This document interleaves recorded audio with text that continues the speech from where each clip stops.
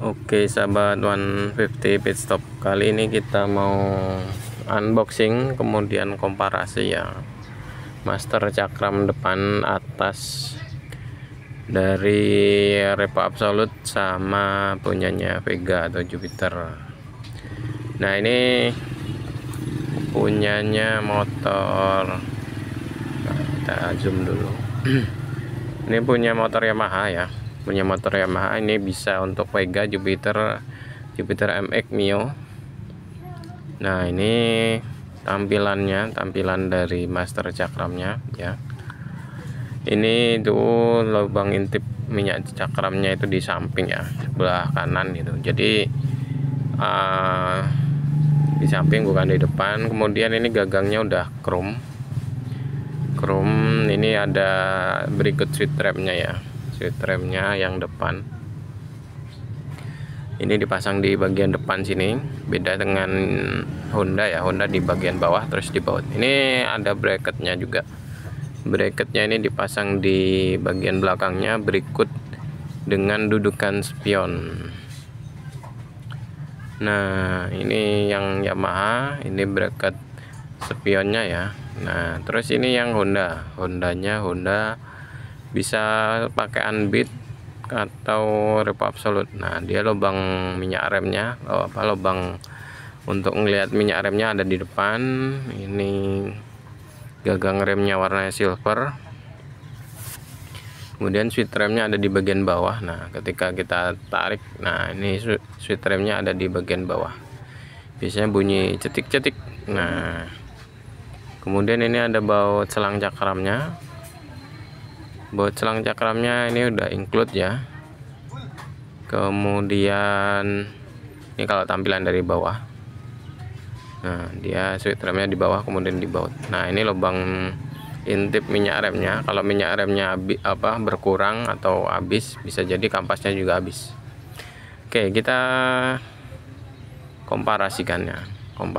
Nah ini yang bagian atas tuh Yamaha, yang bagian bawah itu Absolute tadi. Nah ini seperti ini tampilannya. Kalau secara tampilan sih nggak kelihatan beda ya, cuman bentuk gagangnya ini yang Yamaha agak ada kayak seninya gini, seperti itu. Kalau di Absolute dia lurus-lurus saja.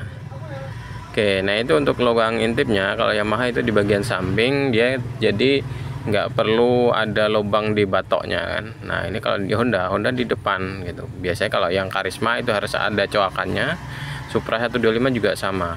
Nah kalau dari sampingnya Yamaha bisa ditutup aja gitu kan, batoknya tutup aja. Jadi kalau sewaktu-waktu nggak dipakai juga tetap tertutup, tetap rapi. Ini yang saya suka dari Yamaha ya. Nah inovasinya itu cakep. Nah ini lubangnya depan. Nah kalau di depan ya memang dari depan kelihatan bagus, maksudnya langsung terlihat dari depan. Cuman kan kalau dari sisi ininya, batoknya harus dilubang, harus ada lubangnya gitu, harus ada lubangnya biar kelihatan, kemudian kemasukan air bisa jadi. Nah selanjutnya posisi dari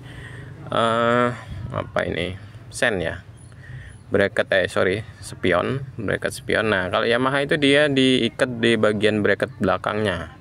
Kalau si Honda dia ikut sama yang bracket masternya.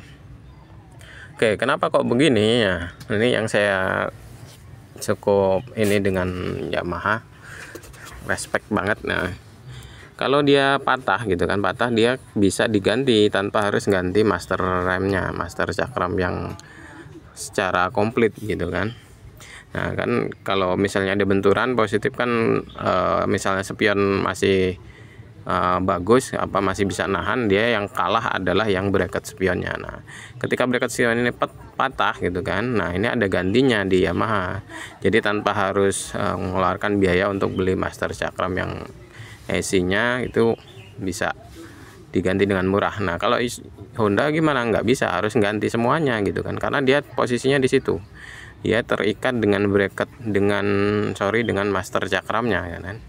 Nah itu kan dia nggak terpisah. Jadi begitu dia patah, kemudian spion mau kita pasang lagi ya nggak bisa, harus diganti sama master cakramnya. Oke, itu yang kedua kan. Yang pertama tadi lubang minyak rem, lubang intipnya. Nah ini Yang selanjutnya adalah yang bracket spion, bracket baut spion. Nah ini, dan ini pun yang lebih unik lagi, ini juga yang saya salut, ini juga coba ditiru-tiru sama Honda, cuman Honda beberapa kali sempat ini, cuman balik lagi dia nggak konsisten gitu kan. Nah ini dia muter bautnya itu ke kanan ya, biasa seperti baut biasa dari